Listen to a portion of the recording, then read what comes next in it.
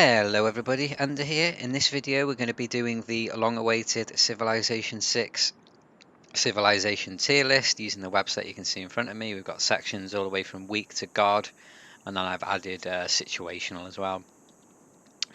Now, a few key points to make before we do get started, starting with the most important one, and that is that this is for multiplayer Civ 6 that uses the Better Balanced Game mod, which I'll talk about more in a second. So if you are a single player, or you're just not very aware of how the mod works and the changes that it introduces, please do bear that in mind before you think, oh, why does he put this here, or why isn't this Civ in Guard or Weak, etc. So the version of Civ that we're using is 1.0.6.9. The Better Balanced Game version that we're using is 3.16.6. which is the Pirates update, and for the Better Balanced Game mod it's the recent Condemn/religious changes. Now if you're unaware of the mod, or you want to look at any changes that the mod introduces, I'll put a link for that in the description. If you are going to watch the whole video, then maybe give that a quick read to give yourself a recap on what the civs do, because I'm going to have to sort of hurry through the civs because of how many there are. And yeah, like I said, this is multiplayer only with the Better Balanced Game mod. And finally, make sure you subscribe to my YouTube if you like this content, and pop over, give us a follow on Twitch if you want to watch me live stream. I stream on Monday, Tuesday, Wednesday, Friday, with the extra added bonus day every now and again. Anyway, that's enough yabbering on, let's get going.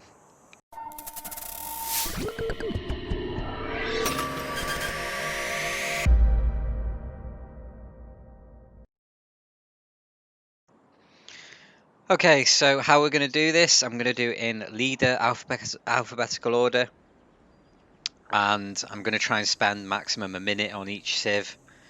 I'm not going to discuss their bonuses directly. I'm going to sort of presume that you guys know what the bonuses are, otherwise this will be like a 5-hour video. And let's get started then with Alexander.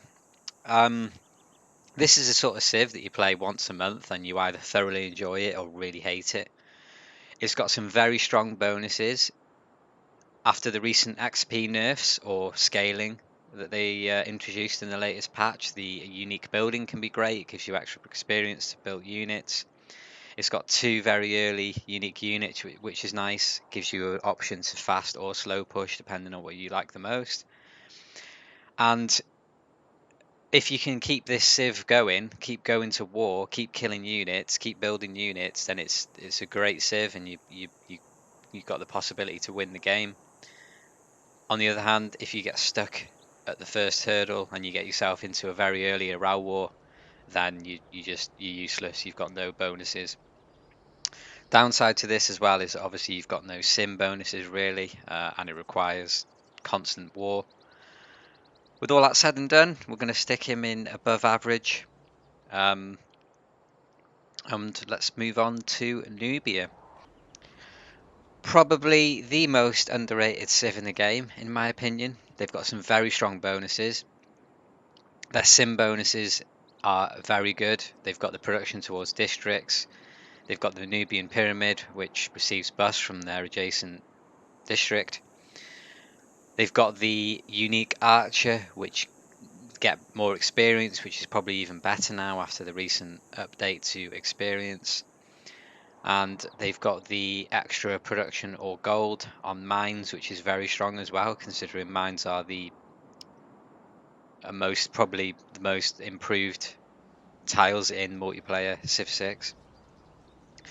And if you think about it, you basically like one step ahead of apprenticeship or industrialization, etc., which are the techs that Simmer's always been beeline for. You've also got quite a strong unique early unit as well. The extra movement is really nice.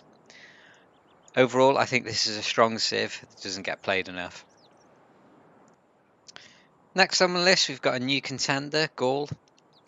In my opinion, this is a new player-friendly civ. It's got some very nice early game bonuses, the culture from mines, the culture bomb, so you can have more gold than usual. You've got the unique district, which has walls if you build them in your cap, which is great, very defensible, and you don't have to overly worry about district adjacency, especially not clumping districts together when you can't make good ones like with other civs. I think this is a strong civ.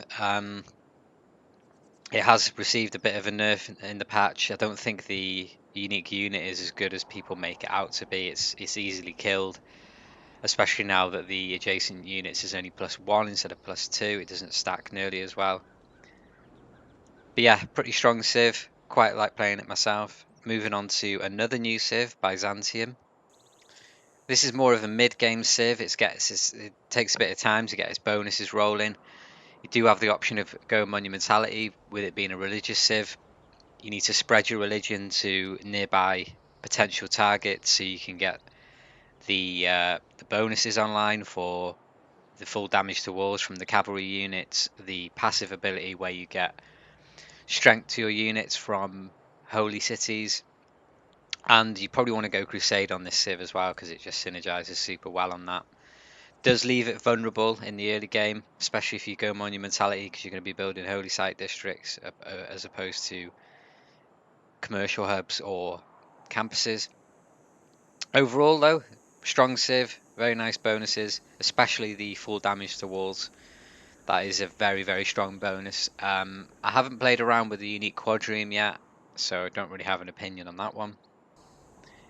On to Catherine Black Queen. This is very good war civ, especially. You've got your free spy, you've got your extra diplo visibility, and the free spy promotion. We're not going to talk about the spy bug at the moment. Hopefully that gets fixed by Firaxis super soon. If you're not aware of that, spies are randomly getting kicked out of cities for no reason. You can do some insane timing pushes with Black Queen. The first one being when you get your spy. You can also wait a bit and level the spy up to get the secret agent level promotion for the extra diplomatic visibility. It's got a very good unique unit. These are basically tanks on your own continent. And it doesn't really have a weakness at any point in this game. You know, a lot of the war civs, they do have a sort of weak point where they can be attacked, but having the extra diplo visibility means that you have +3 at least on people for the majority of the game. It's also got a nice sim bonus with the wonders as well, which can be good for a culture victory. And yeah, overall, I think this is a god category civ. And now we're going to see how one ability can make a civ go from god mode to weak. Moving on to Catherine the Magnificence. The bonuses for this civ just aren't great. You know, you're only going to be doing projects every now and again, probably towards the end of the game if you're going for a culture victory. And the culture from adjacent luxes from near theatre squares just isn't great. Weak civ, don't need to really talk about it any further. Chandragupta is next, the war side of India. You've got that extra movement on land units, which is very strong. You've got a very strong unique unit, which is relevant for up until about the mid game. You've also got the amenity for having a follower of any religion in your cities, which is very nice after the recent amenity changes. Does suffer from lack of sim, doesn't really have any sim bonuses. The unique improvement is okay. Overall, I'd say this is a above average civ. Good movement bonus, good unique unit, but suffers from gold. It's kind of difficult to find a time to do religion because you need commercial hubs along with an encampment. We've got Cleopatra now. Don't really see this civ as nearly as much as we used to. The floodplain pantheon did get nerfed, but I don't think it's a reason for the civ to get as little play as it does now. It's a good sim civ. The district and wonder bonus is relevant all game, which is nice. It's got a strong early unique unit, the chariot archer, and the lack of flood damage is nice as well. Suffers from late, like any sort of mid late game push, it's going to be vulnerable to. Doesn't really have any unique bonus to war or any unique units later on in the game. But overall, I'd say this is probably, I'm kind of torn between above average and strong. I'm going to put it as above average just because of the floodplain nerf and the lack of war later on. But all in all, I think the sim bonuses are very nice. We've got Cyrus next. Now, this has got a very strong, unique unit, the Immortal. It's basically a tanky archer that can be affected by a general, which is nice. You've got the extra +3 attack. That's relevant all game as well. So if you're even doing an Immortal or a tank push, you're still going to get that +3 when attacking. It's got very strong internal trade routes, which is good for something like internal trade route Magnus or Pingala, whichever you prefer. And the Paradise is quite nice as well. It can actually set you up for a nice culture victory at flight, which is good. All in all, I'd say this is a semi-god civ. It's got some very strong bonuses, has some sim bonuses as well, which is nice all around. All in all, very good civ. Next, we've got our first naval civ.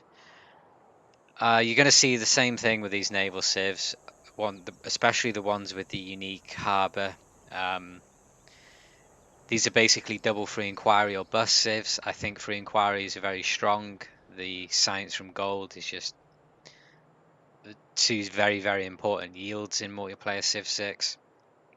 You got 50% off a harbour. You've got a unique boat, so you're safe early game to a galley push or a Norway push, for example. And you've got the settler production bonus as well, which is super nice, especially later on in the game when settlers start getting more and more expensive. I think this is another semi-god civ.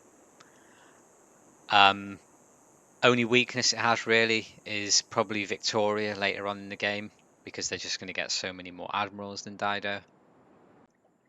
Moving on to Germany, obvious strengths of this civ are its production from its unique district. It's got the military policy slot as well, which is nice. Even better actually after the recent changes to experience, so you'll need that barbarian +5 combat strength card. You've got the extra district slot of guilds, and you've got the bonus against city-states, which is nice for an early kill. They're quite easy to play as well. You don't have to sort of think too much about big industrial zones unless you really want to sort of plan things out. Weaknesses of this civ, early game, you do, in a good lobby, you do have to sort of go bronze working to get horses, maybe an encampment, because people are going to target you early game. And you need quite a bit of culture from freeing Pembroke and Voice, to get to guild. So if you miss Golden Age, you're in a bit of a awkward position. And the unique unit isn't great, and it's in a bit of a weird place on the tech tree that nobody really wants to go for. But yeah, apart from that, strong civ, your great engineers are probably not going to get contested either. Moving on to Gandhi, Peaceful India. Has the potential to be a good monumentality civ. You've got the Varus, which are nice as well. And the best part of this civ is they've got the extra movement for settlers and builders. I know it doesn't sound much, one movement, but it just means that you can do better turn one cells, which are super strong. For example, you can move onto a plains hill and have that production rolling from turn one rather than wasting a turn. And you can also move onto hills and upgrade mines straight away, which is very strong. That is definitely the best part of their kit, in my opinion. Strong monumentality for faith buying and booming in the mid game. Going Grandmaster's Chapel as well is strong on this civ. They did receive a bit of a nerf recently. They don't have production towards their holy site buildings anymore. So I think we're going to put that as a strong civ. Before that nerf, I would have put them in semi-guard, but after the recent changes, I think it does knock it down a tier. Next, we've got everyone's favourite neighbour, Genghis Khan. Now, the good thing about this civ is a lot of its bonuses carry on throughout the game. So the +3 from cavalry units, that's applicable from anything from horsemen to helicopters and tanks. You've got the experience from the unique building, which is even better now than it was because of the recent scaling experience changes. And you've got an amazing mid-game push with the extra diplomatic visibility. If you can get a spy leveled up and rolling, and printing and keshigs at the same time, you're just going to absolutely roll through a neighbour, especially if they're not prepared.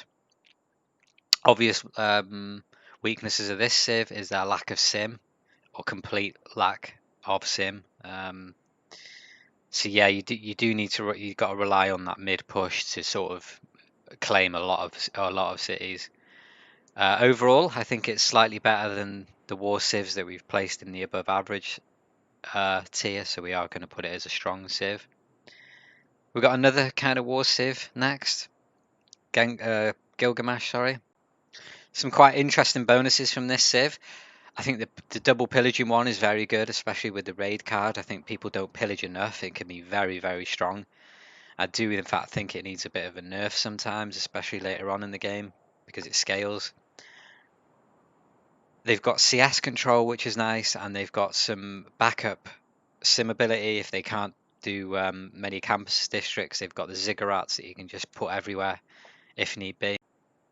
Weakness of this civ, in my opinion, is the unique unit. It's not great even after the change. It's good for killing city states. That's about it.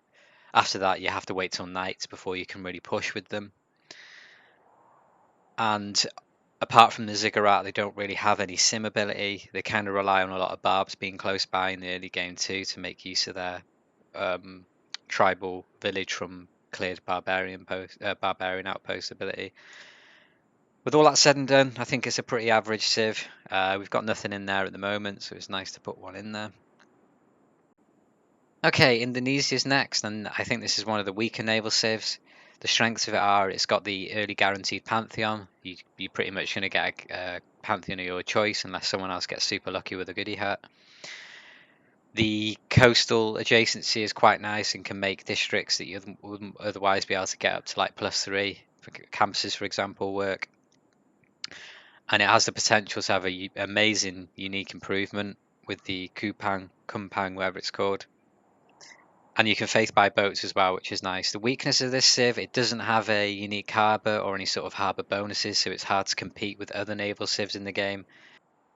And with the recent changes to melee ships being better or buffed, sorry, that the unique unit, the Jong, just isn't as good anymore. So yeah, I think this is another pretty average civ. We could argue to put it as above average, but I think if you're going to get the RNG guards on your side, then sure, but for the most part, it's going to be pretty average civ. First of the Greases is up next, and that's Gorgo, the sort of war part of Greece.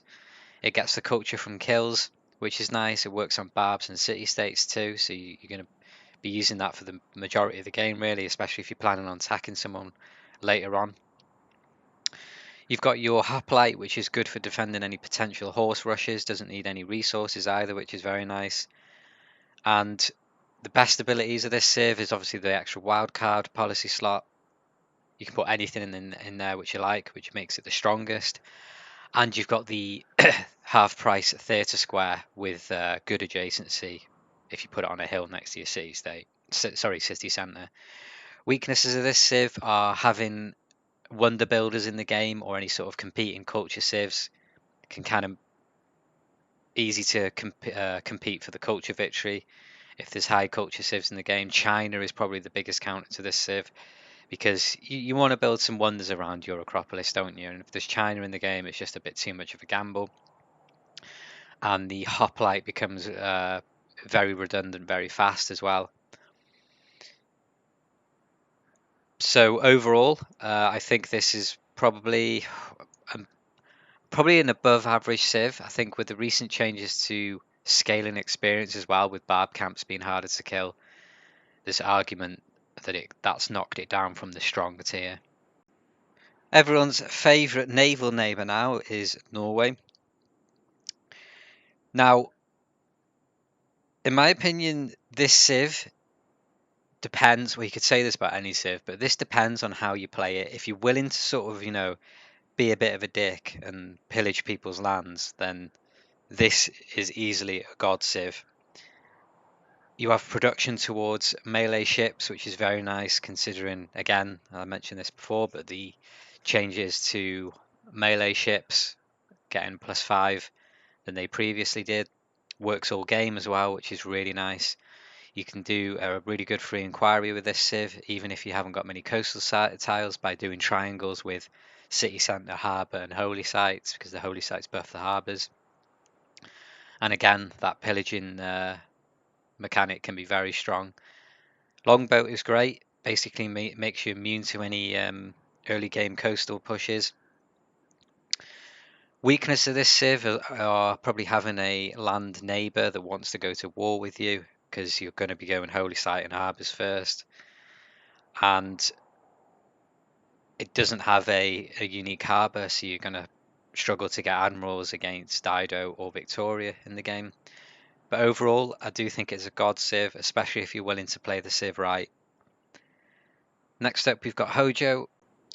One of the best civs in the game for making bad land work. If you've got no mountains or good land in general, you can just do clumps of districts to get some +3, +4 campuses and like 30 squares quite easily. You've got half price districts, holy sites, encampments, and 30 squares, which is nice. It basically gives you the option to do many different things. You can go heavy science, heavy culture, go to war, whatever you choose. Basically, you're not sort of beelined into one particular district like a lot of civs have, or beelining into war, for example. Weaknesses of this civ are probably its spawn bias. Spawning on the coast isn't great as Japan. You don't have any coastal bonuses apart from the +5. No unique harbour, no unique boats or anything. And it takes a lot of time to get rolling as well, this civ. The thing I mentioned earlier about making bad land good, you don't really want bad land in the first place. But all in all, I think this is a strong civ. Moving on to Poland. So good thing about this civ, it has quite a sort of easy monumentality to achieve from your standard adjacency to holy sites. Even if you don't get the pantheon that you need to make very good holy sites, you can just clump them up with districts, which is nice. You've got the encampment culture bomb, which is okay. It's good in like this, the city you want to build an encampment in, because if you do go early encampment ready for a hussar push, then you're going to get some free tiles out of that. And they have a very strong unique unit as well. The winged hussar is very, very strong. It's got really good timing as well. The only real counter to winged hussars are pike and shots, and not many people really want to invest too much production into those because they're a defensive unit. They're hard to attack with. And the trade route bonus from the Sukians, or however you say it, is quite nice too. It's nothing amazing.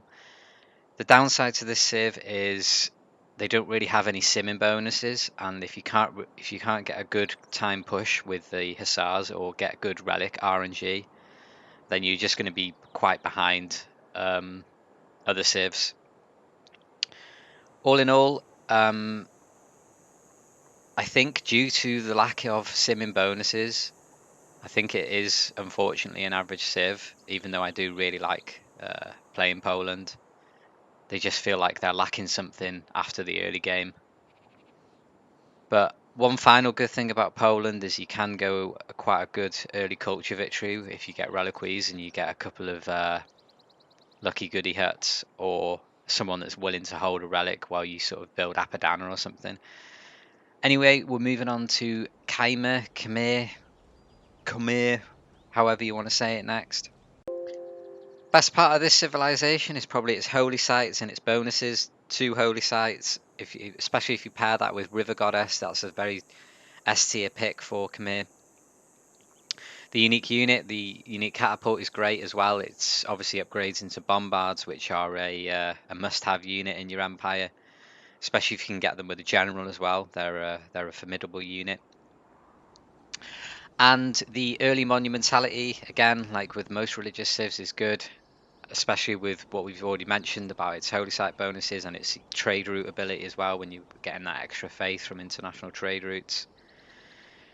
Bad things about this civ are you heavily rely on River Goddess. There is some other okay pantheons you can take, but River Goddess is a must-have for this civ. And you don't really have any simming abilities. The aqueduct ability isn't great, and I do think that the production towards aqueducts does need putting back in with the BBG because it was taken away. Overall, I think this is another average civ. There's arguments for it to be above average, but all in all, yeah. Moving on to Australia. Now, this is going to be our first situational civ.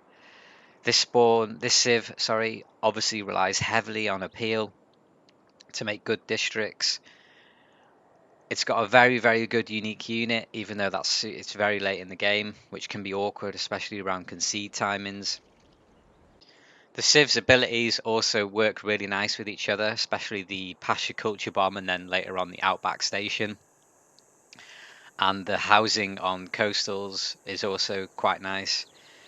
The downside to this civ is what we've already mentioned, the RNG. If you don't get the appeal, that bonus is basically out the window. And you don't have any unique boats or bonuses to being on the coast, so you're very vulnerable to a naval enemy, especially if they're close by or they find you in the early game when you want to sim. But yeah, overall, this is going to be our first situational civ. Moving on to Sweden next. Now, this civ is kind of all over the place at the moment. It's gone through so many buffs and nerfs lately that, to be honest, I'm not sure where I'm going to end up putting her on this tier list. The obvious strengths of this civ are the great people bonuses towards engineers and scientists, which is nice. They're a Diplo favor menace. They just create so much Diplo favor. And they've got that option to go culture victory with their unique improvement and the automatic theming, which is super nice. They're a very, very strong mid-game civilization. But they did recently lose their +1 to all yields, which was a very, very big hit for this civ. I think overall we're going to put her in above average for now. I think if she's left alone, then the mid-game power spike is just very, very nice, especially if you can get to flight as well, then the cultural victory does become quite unstoppable. Okay, moving on to one of the more unique civs, Coupe. Has some very strong early game bonuses. When you settle your first city, you get an extra yields on your palace and yields on any potential tiles and improved features, woods and rainforests. So if you get hills with woods or jungle on them, you can have a very nice capital and some good starting cities. You've got a strong unique unit as well. And obviously being able to go in the ocean is nice. You can explore a lot better. Weakness of this civ, obviously the main one is not being able to find anywhere within a good time scale early game. I don't play this civ very often, but I think when you start reaching like 8, 9, 10 turns plus to settle your first city, you're starting to like fall behind your other players in the game. Obviously it requires a bit of RNG as well with getting the features for the bonuses that you need. It's quite hard to go culture victory on this civ as well because you can't obviously recruit great writers. Overall, this is going to be a quick one because I actually, to be honest, I don't really play this civ much. I think not having the free builder anymore hurts. I think it's an above average civ. And yeah, let's move on to Maya.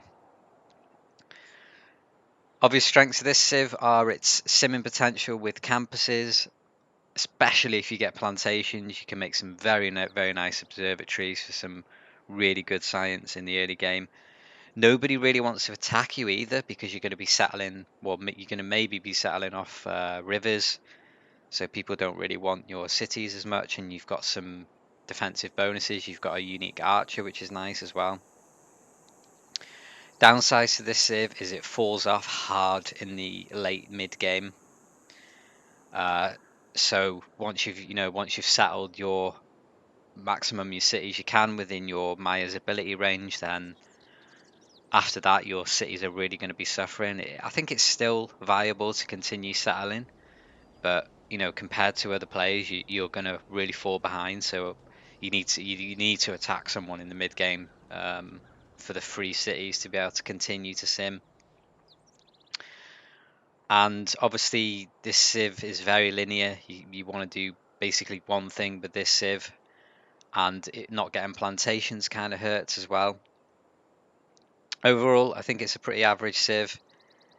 I do think that mid-game fall off is a major downside to this civilization. but obviously trying to change that kind of changes the civ itself. Mapuche is up next, and this is another civ that you don't want to be next to unless you agree to some sort of long-term alliance with him. Strengths of this civ are having potential neighbours that are in a golden age, so you get your +5. Very, very annoying ability, especially early on in the game, where pretty much everyone is going to be getting golden age for the first 2 eras especially. The unique improvement is great. It's got some amazing culture which can help speed up the early game culture especially. Obviously you're going to need that appeal. It's got a good start bias in the mountains. And the unique unit, it's okay. The problem I feel with its unique unit and its unique ability, so the 1 movement pillaging and then the enemy losing loyalty, is that it kind of turns into a bit of a troll civ. So if you do attack with a unique unit and you are failing, all you're going to do is kill units and pillage tiles to, like, annoy your opponent, which is going to be good from the pillaging, but yeah, the loyalty thing is kind of troll. This civ is especially good in teamers as well, because you can do some like really good pushes with this civ. Overall, I think it's a strong civ. It lacks sim ability, which is kind of annoying. It's only got the unique improvement. Moving on to Mali next. Now, this civ did get a bit of a hit recently with its with the religious settlements pantheon getting the free settler removed. I think that moves it down from God all the way down to probably above average / strong.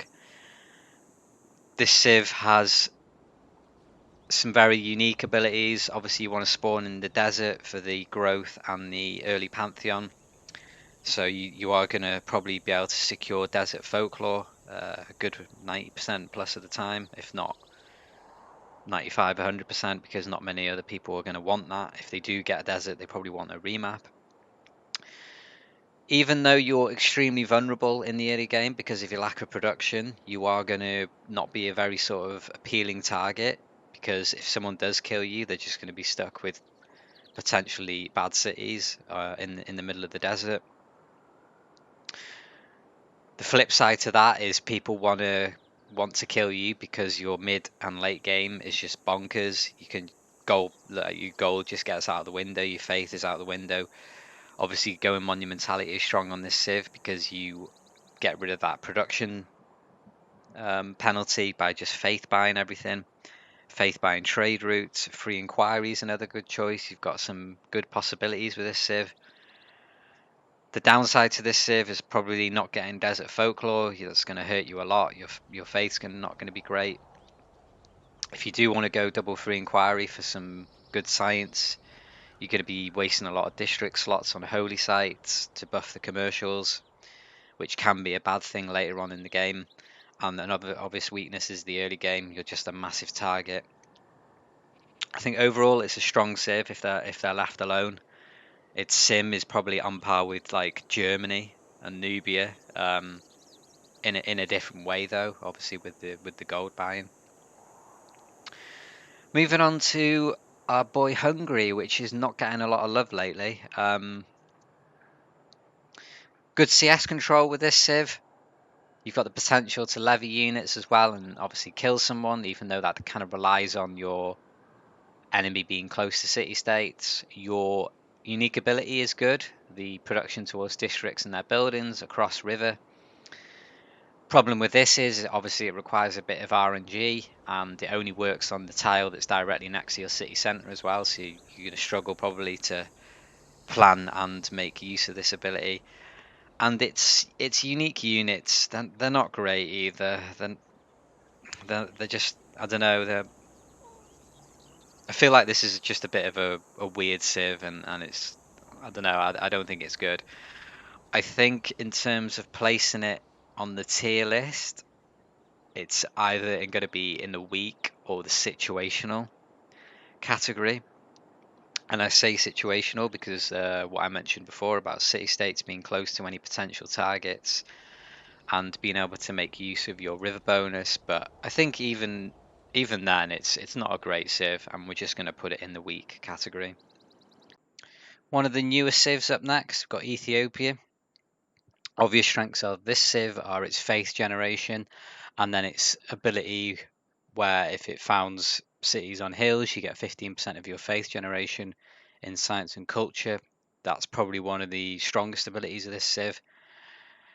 Obviously, you want to go monumentality on this civ, and then later on Grandmaster's Chapel to do some faith buying.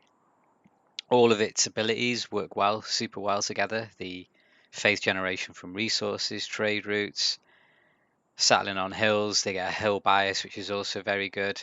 And then they've got the unique improvement, the church. So yeah, this is we're going to stick this in a godlike civ. It's arguably broken as well. I think it needs a nerf.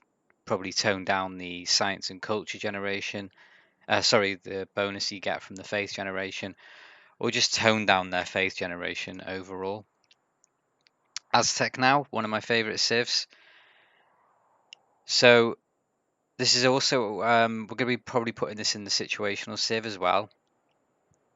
Strengths of this civs are war, obviously.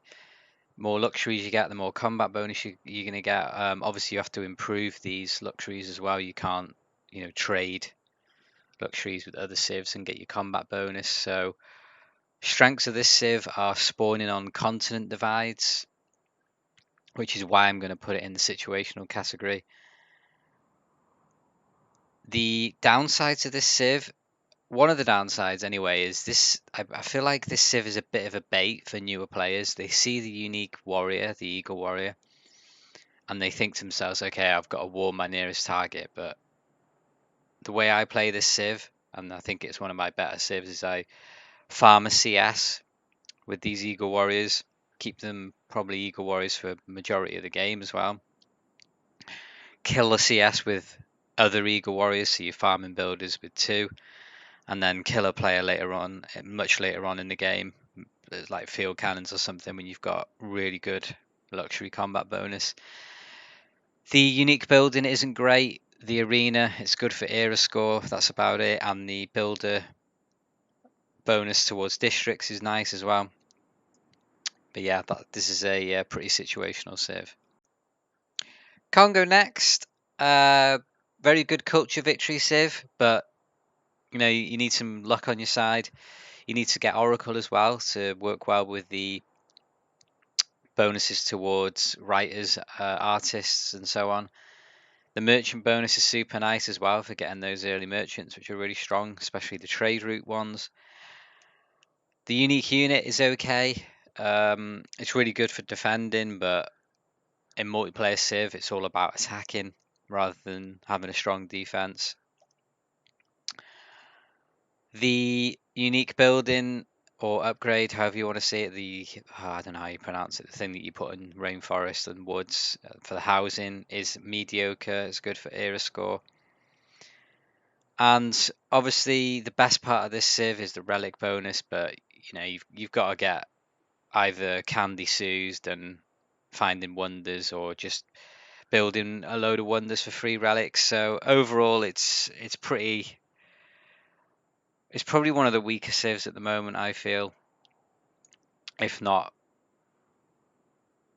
in the weakest category. But I think it's got good potential for culture victory, so we're going to stick it in below average. So I had to read up these abilities for Inca because I've not played them in so long. The main issue with this civ is at the moment is the better balanced spawn mod that we use. For some reason screws these over, and they don't often get like a mountain start. Mapuche can be the same as well, to be honest. If they do get mountains, obviously this is a very strong civ. The terrace farms especially can be very strong, but I feel like they've got a bit too many requirements, especially with the aqueduct thing. It's kind of hard to, within the turn timer, to sort of set these up properly. They've got good trade routes as well. The unique unit used to be extremely strong, but it got nerfed, so it's pretty bad now. Doesn't really see any play. I think after the experience nerfs as well, it's probably even worse in multiplayer civ. But yeah, don't really have much to really say about this Civ because I hardly ever play it. We're going to just stick it in average, I think. Next up, we've got Brazil. This is a very good Civ for doing pretty practically everything you want. You can go monumentality with Sacred Path for this, or just religion in general. You can go heavy science, heavy gold, heavy culture, whatever you want really, except for production. Getting the industrials isn't great. Weakness of this civ is obviously not having rainforest in your lands. It just kind of makes you a bit useless. Their unique unit as well, even though it's very good, the unique battleship, it's not often that you get spawns that allow you to transition into that, because I think to be a good coastal civ, you need to start on the coast, and obviously you don't have any coastal bonuses apart from the ship, so you do leave yourself vulnerable. Strengths of this civ are obviously its rainforest sim potential, and having a rainforest bias can be very good for jungle hill luxuries, especially, and just jungle hills in general are quite nice. Overall, I'd say this is a pretty average slash above average civ. I think it's got very good potential, so we'll stick it in above average. Peaceful Greece is up next. Pericles. Only way this differs from Gorgo is that it gets 5% culture bonus for every city-state it's suzerain of. We already discussed Greece with Gorgo, so same applies for that civ. Good culture victory. Weaknesses are its unique unit kind of expires quickly, and losing wonders hurts this civ. Due to the recent scaling changes, so Gorgo getting less culture from kills, we are going to put Pericles one above Gorgo. Moving on to Russia. The Lavra alone makes this civ insanely good. It's got good monumentality. Again, you can do things like Tundra, Pantheon, but to be honest, you can even spawn in jungle or woods and still make this civ work. It doesn't have to be in Tundra, although some of its bonuses do help. You get an early Pantheon if you spawn in the Tundra as well, because of your faith on Tundra tiles and the production. You get a 2/2 base in the Tundra. So yeah, this is a very, very good civ. The monumentality potential can go through the roof. It's got a very good unique unit. You can do silly things with it, like attack into chokes by attacking, moving out, promoting, and then going in with another unit and so on. The culture victory potential of this civ is great as well. Again, due to the lavra and the writers, etc., you're going to get from them. The trade route bonus isn't great, but it can be handy, obviously, if you're behind. Weakness of this civ are it is a monumentality civ, so it does kind of leave you vulnerable in the early game, especially against players that know what they're doing. And not getting a good Pantheon can hurt this civ as well. But yeah, overall, this is a pretty bonkers civ, and we are going to stick it in the godlike category. Moving on to Spain. Now, this is a super difficult civ to play and talk about, really. I feel like this civ tries to do too many things at once. They've got the unique unit, which you're going to need science for to get there. They've got the missions for faith and science. So obviously you need to go science and holy sites for them. You need to go holy sites for the missionaries as well to later on buff your conquistadors. They've got naval bonuses as well, so you want to be doing harbors as well, and they've got the intercontinent bonus. So that's a bit RNG, but can be very strong if you do spawn on a continent divide. So yeah, I do feel like this civ does too many things at once, but it does have a very, very strong timing push with conquistadors. These units can just absolutely roll through other civs. So yeah, the strengths of this civ are its timing push in the medieval era, sorry, Renaissance era with the conquistadors, and it can have potential to have really good science. Weaknesses of the civ, like we mentioned, I think it does try to do too many things at once, and its naval bonuses aren't great, so you can die quite easily to someone with naval bonuses like England or Dido or something. In terms of the tier list, I think it's either, we could argue that it's situational due to its trade route bonuses, but I don't think it's having just one ability relying on RNG is enough to put it in that. I think it's a pretty average civ, doesn't really see much play, don't really play it much myself. Moving on to Kree, this is a new meta civ at the moment. Its pasture bonus and camp bonus gives it good potential to get a very good internal trade route system going, which is very strong even after alliances. So you don't really need to worry about doing a trading alliance unless you just don't want to go internals, I guess, or you don't get that many pastures and camps in your cap, or one of your cities at least.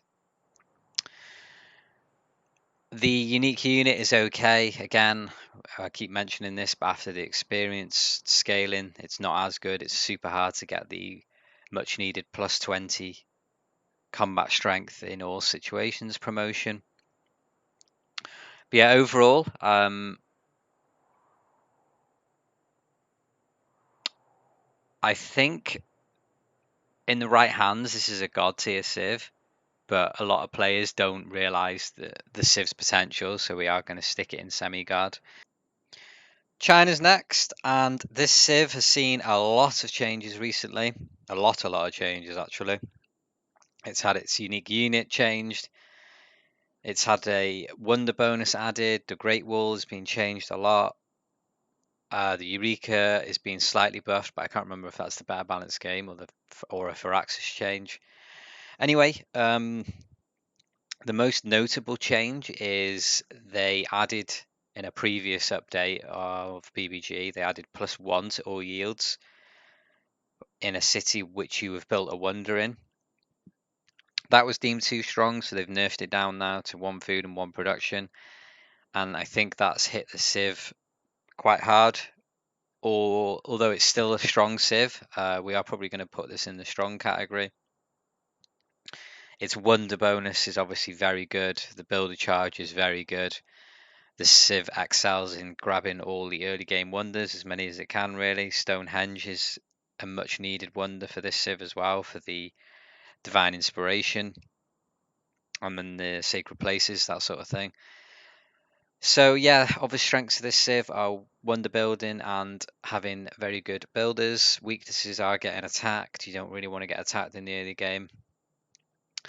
And obviously not having the requirements to build some of the wonders can be quite annoying.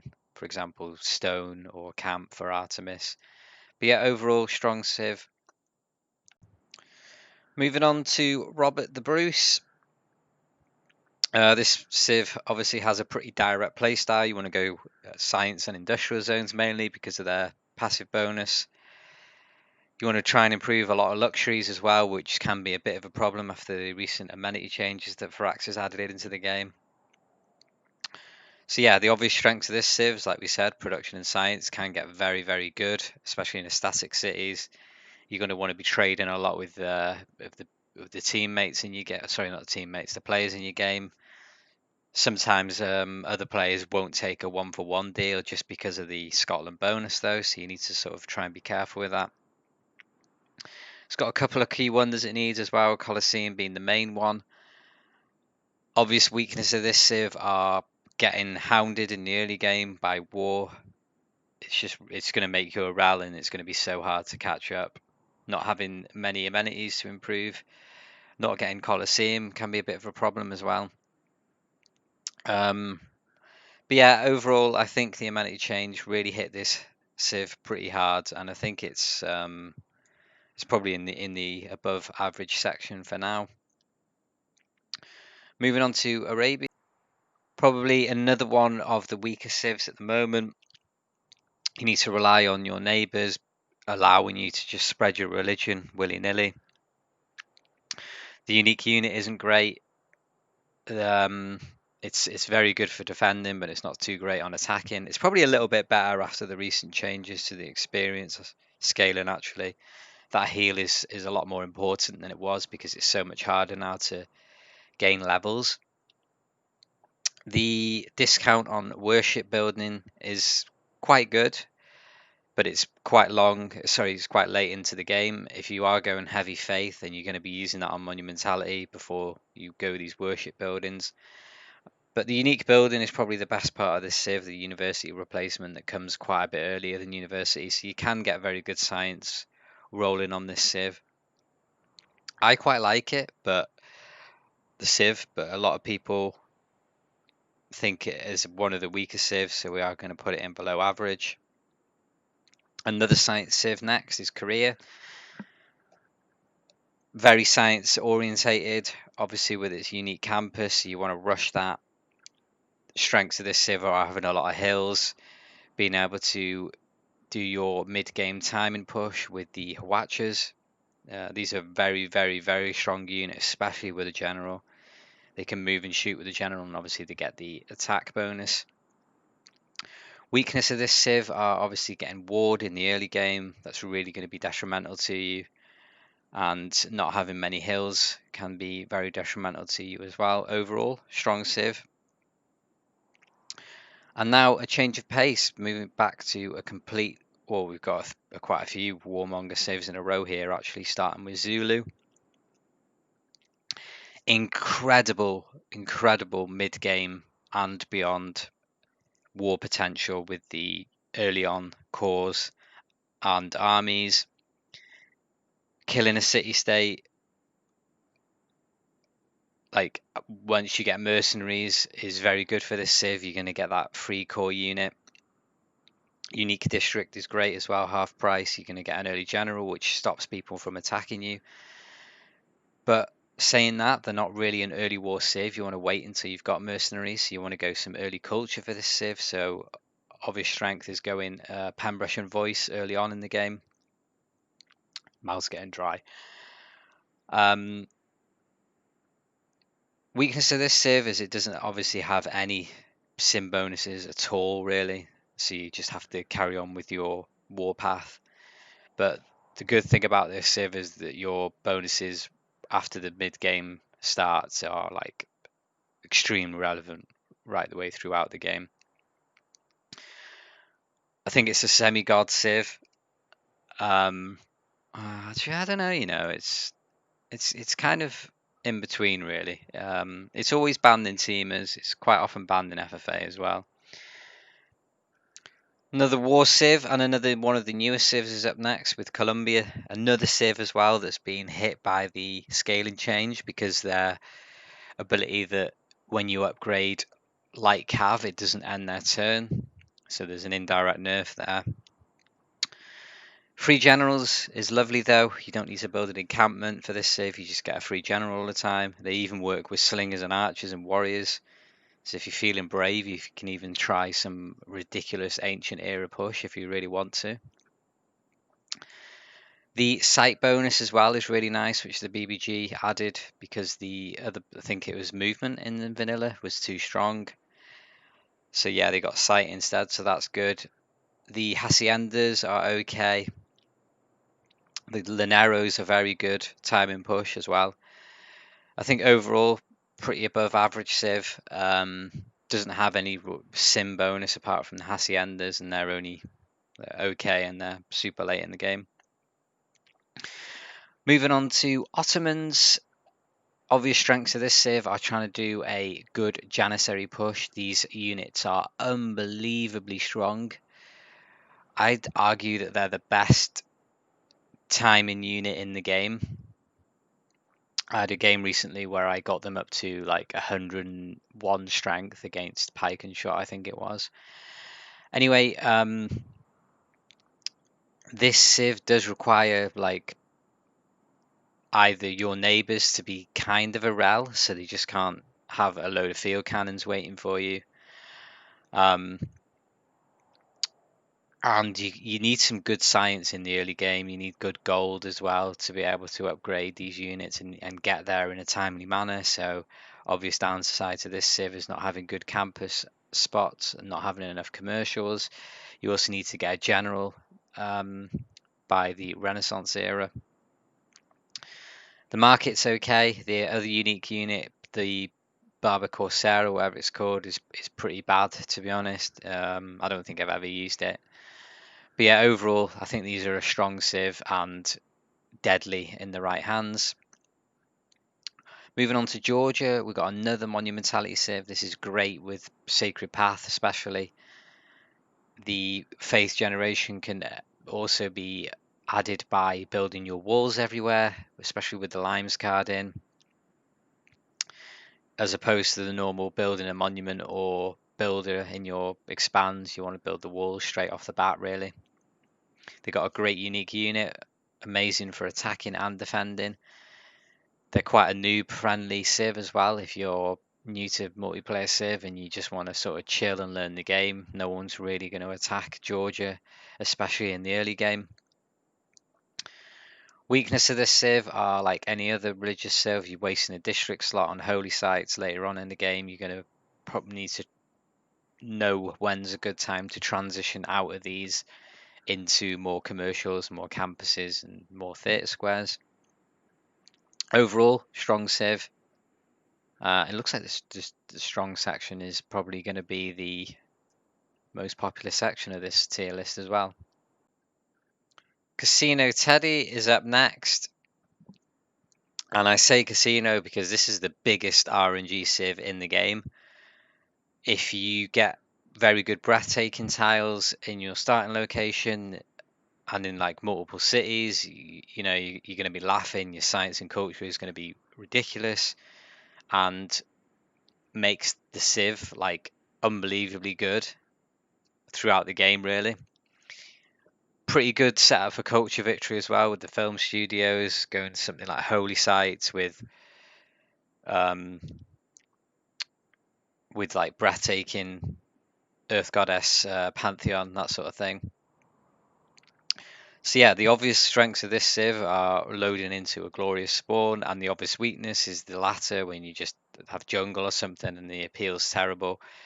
You're basically ending up with a civ that has no bonuses at all, really, until the mid game, where you can plant forests and chop jungle and just do too much stuff to try and give yourself some bonuses. So I think this is the biggest if I could put an extra situational tier in, I probably would for this civ because it is bonkers.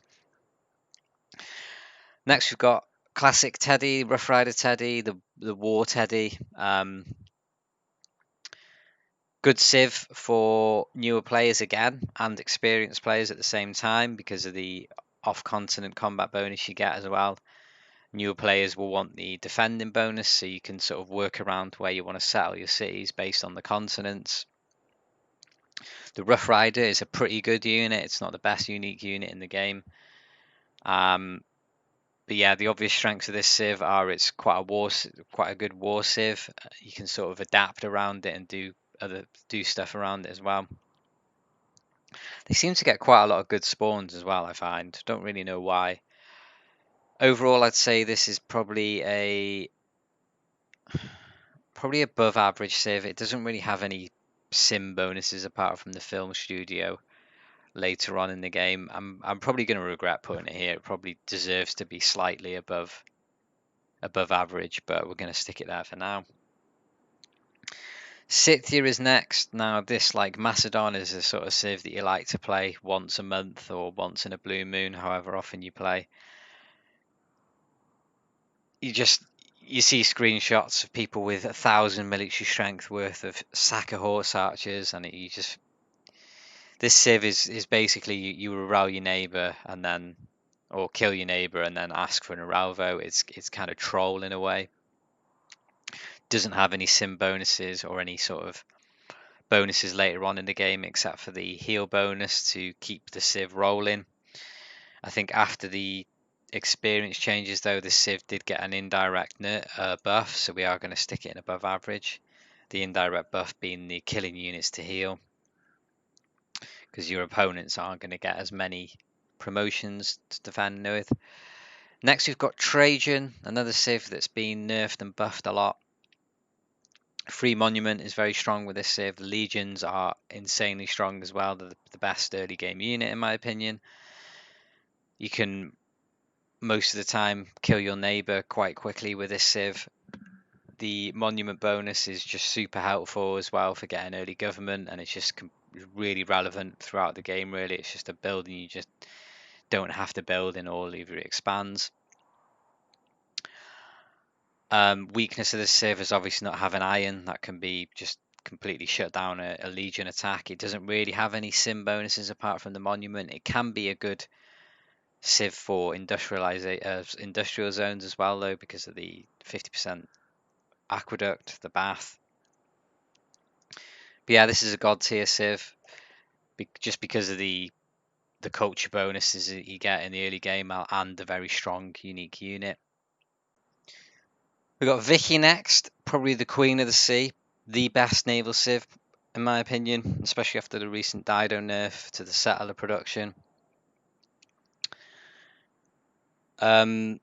Obvious strengths of this Civ are, I feel like I've said that so many times this video, are its naval bonuses. It gets so many admirals for free, you just don't have to project, while your neighbours want to project for the important admirals. Having a lot of fish is obviously good for this Civ as well, God of the Sea. And its transition from double free inquiry into the mid/late game is really good as well because of their industrial bonus, so you can get the production online ready to build universities and research labs later on in the game. I feel like its Workshop of the World bonus is what makes it the best naval Civ, because they can transition from that double free inquiry into a sort of production powerhouse. Weakness of this Civ are obviously the opposite, really, not getting many fish tiles. Early war sucks for this Civ, and missing one of the first two golden ages really sucks as well. You need the double free inquiry on this Civ to really get your science rolling. Overall, this is another god Civ in my opinion. Canada's up next. This is another Civ that's very dependent on its spawn. It's not like Russia, you can't adapt. You need to spawn in the tundra for this Civ. Otherwise, it's completely useless. You can't really do anything until national parks if you don't get the tundra. But it's a double-edged sword, really. If you do go in the tundra, you're a pretty bonkers Civ. You've got a pretty much unstoppable culture victory as well. It's so hard to compete with its mid-game tourism and culture. It just kind of gets off the charts, really. Weaknesses are obviously not having much tundra. You can't kill a CS, which kind of sucks. You can when you've got an ally later on in the game. You can force the CSs to war you if your ally is willing to negotiate with that. But yeah, and not having like many mountains or appeal kind of sucks as well, because you want to do national parks later on. In terms of tier, I'd say this is probably a semi-guard Civ. I see a lot of players, even average players, winning on this Civ just because of their late game culture victory potential. Wilhelmina's up next, the beautiful Dutch lady that she is. This Civ's a bit all over the place in my opinion. It's got like a coastal bias with a coastal unique unit, but it doesn't have any sort of coastal / harbour bonuses, so it leaves it super vulnerable to other naval Civs. Also, if you spawn on rivers, which is ideal, and you have mountains as well, you can get some bonkers campuses with this Civ. I think the only Civ that can get better campuses than this guy is probably is Australia with good RNG. The trade route bonus is okay. Its adjacency bonus is okay. Its unique unit is quite good, but I don't know. Overall, this Civ is really good on paper in my opinion, but it just doesn't perform at all. Every time I play it, see other people play it, it just really struggles, and I can't really put my finger on it why. One of my favourite Civs, unfortunately, getting put in the average section. And last but not least, the newest Civ in the game, Babylon. Haven't played it yet, but I know it's broken purely because of not needing the requirement tech to get the techs that the bonus Eureka gives you. I can't even speak at the moment, but we're on the last civ, so it's fine. But yeah, being able to like have things like cavalry units when you kill a unit with a knight is madness, and crossbows when you build 3 archers, 3 workshops giving you industrialization. It's a broken civ. I think it's going to be permabanned until that's it. The Eureka thing with not needing a previous tech is addressed. A good suggestion on someone commented on one of my YouTube videos was scaling the Eureka bonus to 99%, so at least you need to put at least 1 turn into it. But yeah, we've reached the end of the video. I am very thirsty, my voice is going, and yeah, we're just going to quickly wrap this up. So much appreciate you guys watching, especially if you've watched the whole thing. I know it's been a long one. I think we're getting up to about an hour, if not more. But yeah, hope you enjoyed it, and I'm not sure how often or if I'm even gonna update this because there's so many civs in the game and it's taken me so long to do this. But yeah, cheers for watching, and I'll see you in the next one.